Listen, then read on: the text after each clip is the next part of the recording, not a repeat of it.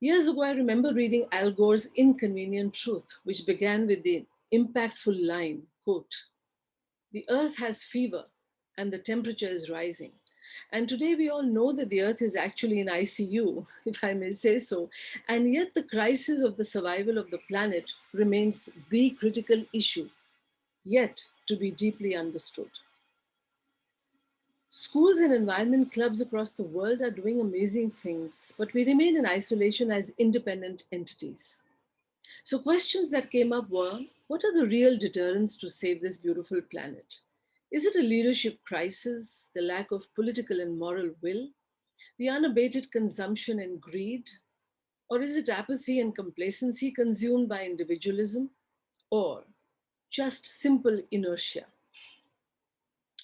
As an educator, I do believe that for sustainable transformation to happen, school and children must play a lead role.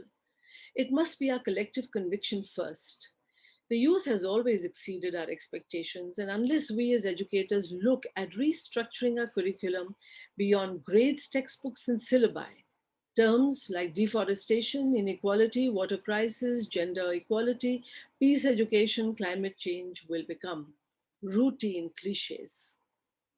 So, first, we realized we needed to develop a vision to view it as a whole school approach with systemic planning of a structured but inclusive timetable, which includes the SDG goals, with learning measurable outcomes beginning right from the primary school.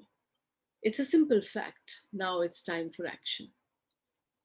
Second, working in tandem with the 21st century skills is recognizing the need for interdependence and oneness, greater collaboration of schools and cultures across the globe, a better understanding of the reciprocal relationships that bind human society towards each other for the conservation and protection of our immediate environment. Third, a single minded focus for all adults and citizens, but especially for us in school systems as heads and leaders. The environmental programs must manifest a change in their consciousness and thinking and lifestyles to facilitate children to be empowered to lead, take ownership, and be the catalysts of change.